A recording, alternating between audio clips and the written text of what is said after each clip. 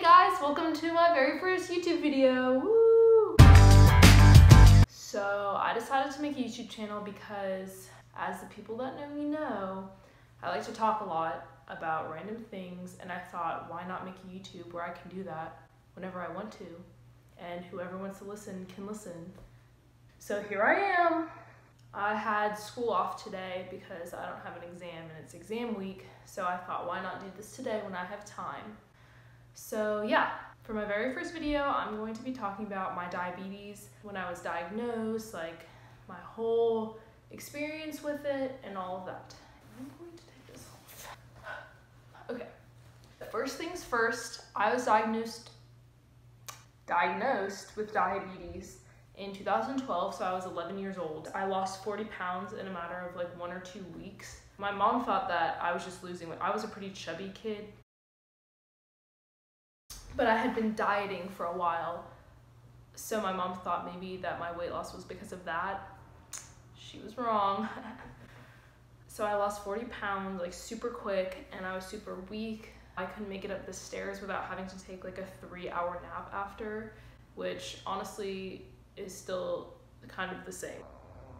So yeah, there had just been a lot of red flags with me being super weak and tired all the time. Also, I was super thirsty all the time, and I peed a lot. Like, I'd wake up in the middle of the night and I would go pee, and then I would chug like 3 cups of water, and then I'd go back to bed, and then I'd wake up an hour later and have to pee all the 3 cups of water out that I just drank.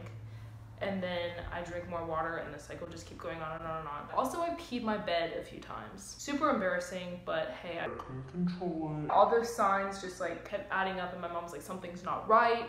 So she called my grandma, who's a nurse, and she was like, listen, like, you need to take her somewhere and check her blood sugar. So I went to someone's house that had a blood sugar pricking machine, and we tested it. So a normal blood sugar is 80 through like 120-ish. That's like what normal people tend to have. Mine was over 600. So I went to the hospital, they checked my blood sugar, did the same kind of thing. They were like, oh crap, like, this is kind of out of our hand, like, we can't really do anything for you here. I was supposed to go up to Vidant Medical Center, which is in Greenville. I think it used to have another name, actually.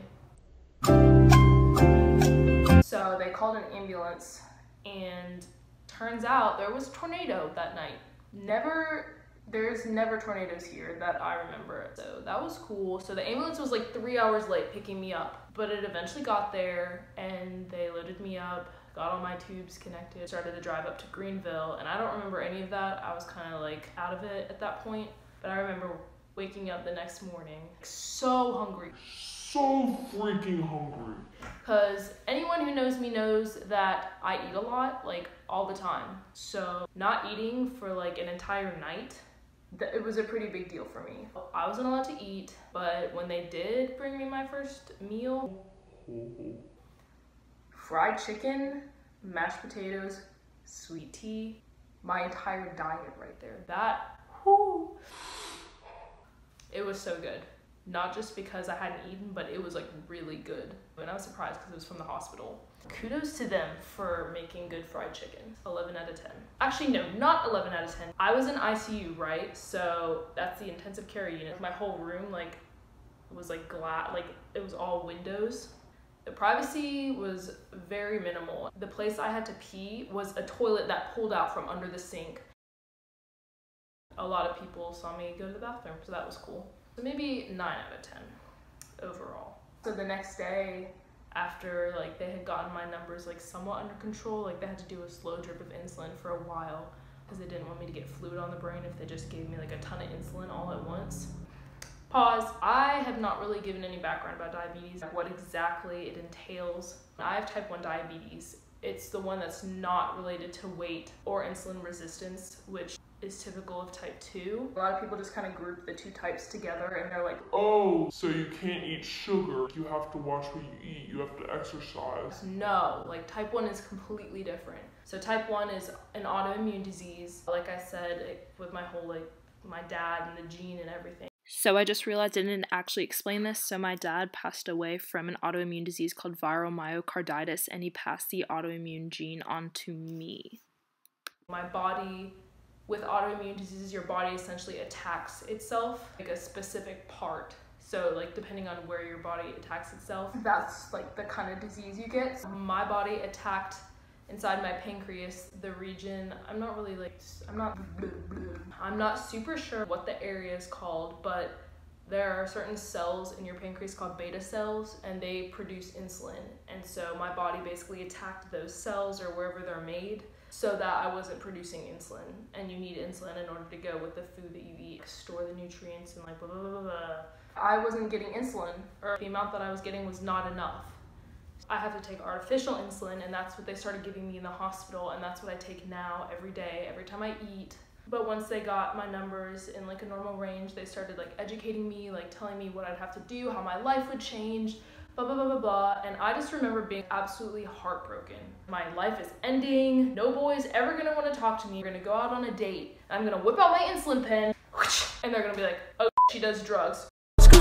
That was my thought. Nobody's gonna want me because I'm a freak and I have to take insulin all the time. That's not the case at all. Like the things that I thought would happen to me, nope. People are kind of cool about it actually. But people are like, oh, can I do it for you? Oh, like what's that? Like, oh, explain this. Blah, blah, blah, blah. All my friends know how to take care of me and they'll give my insulin sometimes. It's actually super cool. And I know so many people that have it. I don't know. I just thought I would be totally alone, and I'm not. So back to the story. So I was released from the hospital. I ended up gaining all that weight back plus some more. Here I am today, living it up. I started off with insulin pens like this, and then I went to a pump. But at the time, I did swim during the winter and summer. So having a pump kind of was not the best option for me. I can't bring them in the water, obviously. So I'd have to detach it, and then I wouldn't be getting insulin. So there was no point. So I went back to pens, and then the newest thing or piece of electronic I definitely meant to say piece of technology that I have received for my diabetes is this bad boy. This is a glucose monitor. You have to do finger sticks to check your blood sugar to know like where you're at, if you need to give insulin, if you need to eat something, blah, blah, blah, blah, blah. This does that for you, and it sends it. I'm recording on my phone. I was just looking for my phone. That's embarrassing. And it sends your blood sugar to your phone. So it's like constantly updating on your phone. So that makes life a lot easier. And it's super annoying because it's like this little chunk off of my arm. So like if I wear like shirts, like you can totally see it and people are like, oh, what's in your arm? Like, oh, like this is my nicotine patch. No. I have to explain it. I'm totally fine with explaining things to people. When people actually show like an interest in my health, I'm like, yeah, like, let me tell you about my disease. It's pretty cool.